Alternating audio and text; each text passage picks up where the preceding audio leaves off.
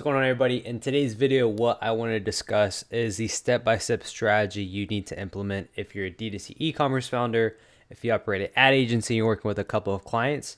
This is the no-brainer solution that's getting me and my team and our clients results, right? So with that being said, let's dive into specifics. I want to talk about Facebook. I want to talk about the overall media buying strategy behind it, and ultimately how to print money.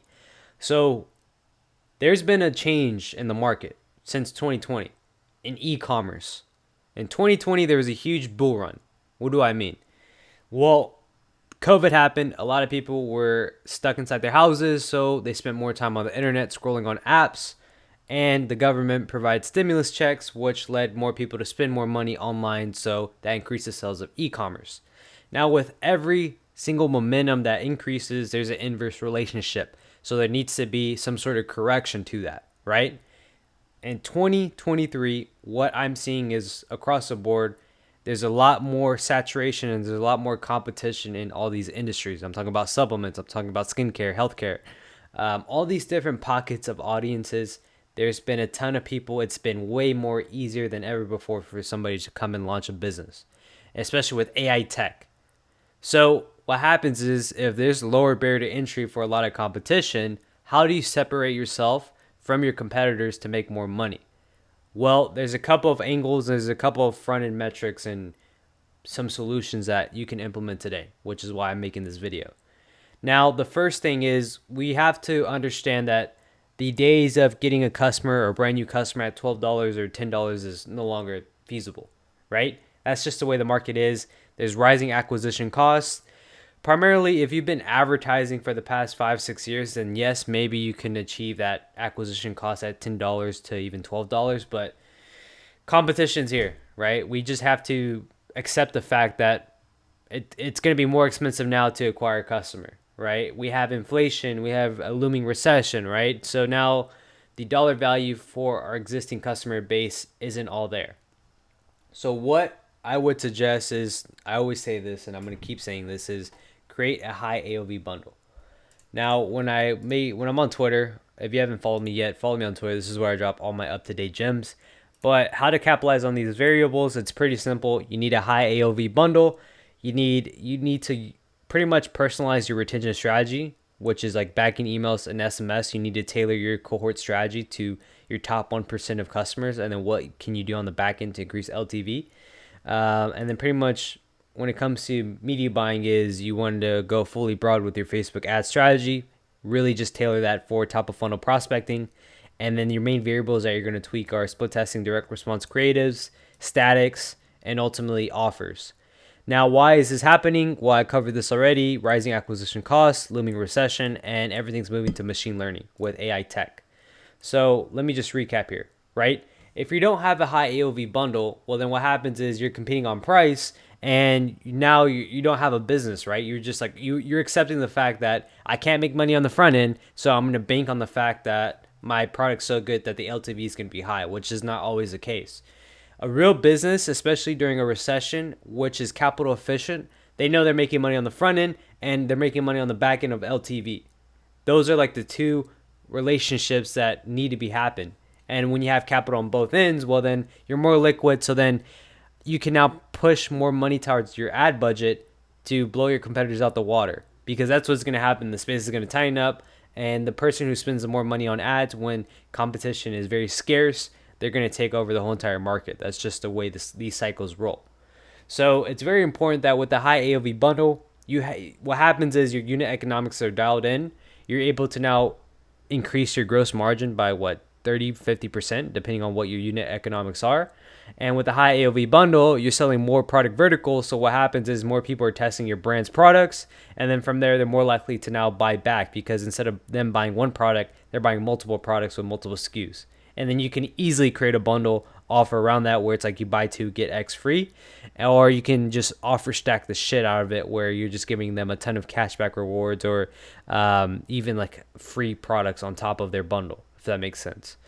And the great thing is, when you go fully high AOV bundle and you're going broad, well, then what happens is, based off your creatives, your quality of content, and ultimately your sales funnel and your offer, you're going to be attracting top tier customers. And if you can get those top tier customers in your ecosystem, well, then they're more than likely to buy back from your business multiple parts of the year, which is a plus, right? We don't want to go after these low level customers where they only buy once and never coming back, or they're asking for refunds, right? We want to get the top of the top market, and the best way we do that is with our content, with our creatives, and with our strategy.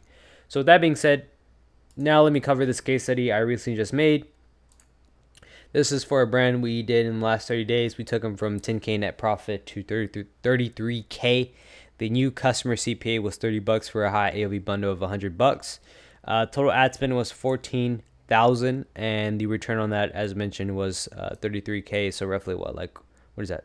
2x, 2 point something. So the first things first, I always talk about this. You want to improve your unit economics. So we want to understand new customer acquisition costs, and ultimately what can we do to become profitable, right? So for example, if your gross margin on one product is like 30%, well, then you tackle that with a couple of other hero products that cover the same vertical. And then you mark up your prices to be like $100 or $80, and then you just throw in like a buy one, get one free, or cash back towards next purchases. Always include free shipping. And then a great sell as well is lifetime warranty. It just eliminates the ease, and it gets somebody to want to put in their credit card, which is like not an issue. The downside with high AOV bundles, well, you're going to have longer sell cycles, but the benefits is you're attracting higher value customers, you're profitable on front end CAC, and then you have an evergreen offer that pretty much works any part of the year.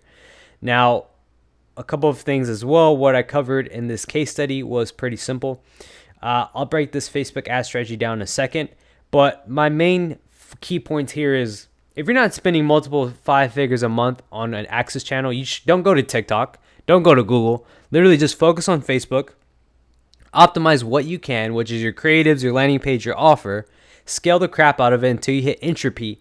Once you have entropy, then look to launch other products. If you still face entropy, then look to diversify into other channels. If you don't have one channel dialed in, there's no need for you to run TikTok. There's no need for you to run Google.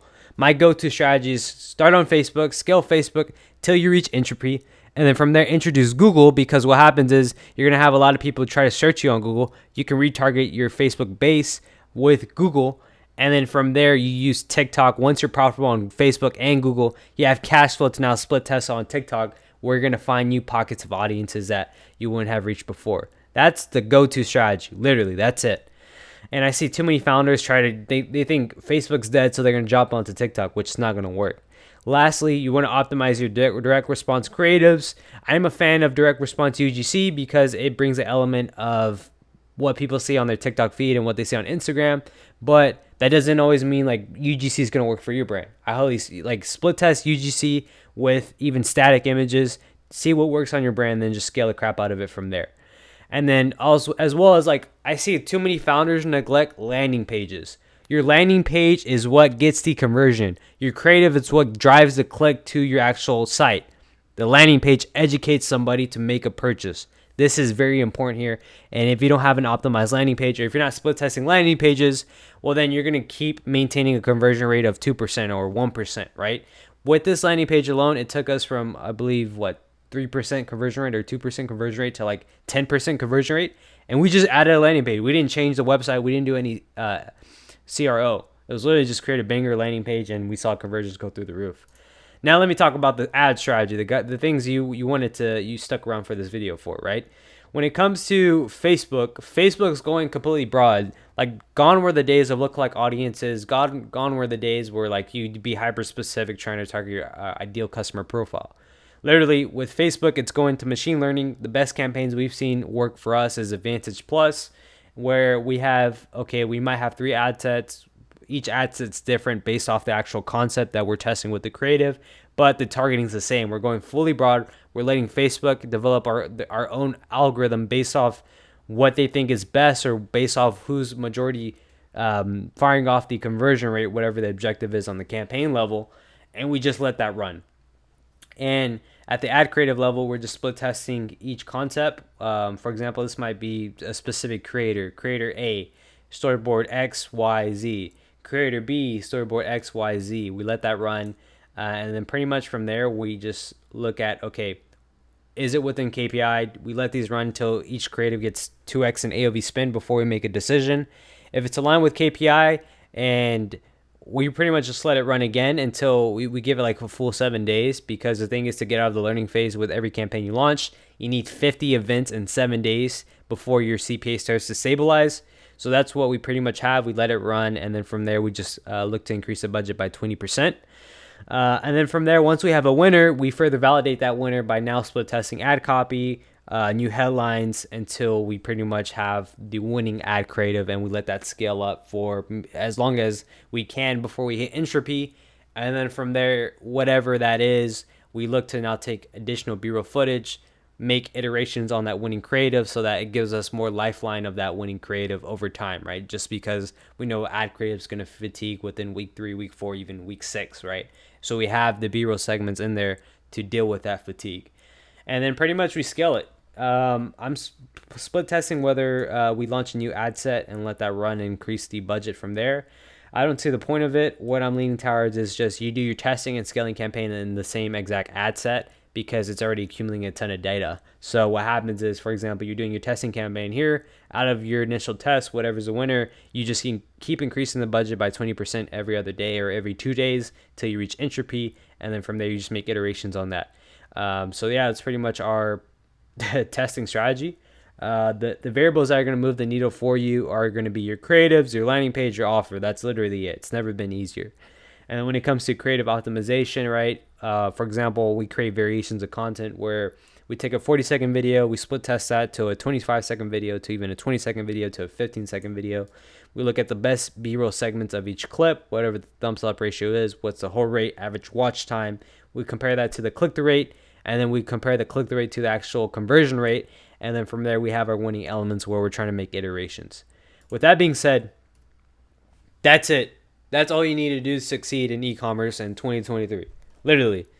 Creatives, landing page, offer, target broad, doesn't even matter what channel, Facebook, TikTok, go fully broad, and then just fix your sales funnel.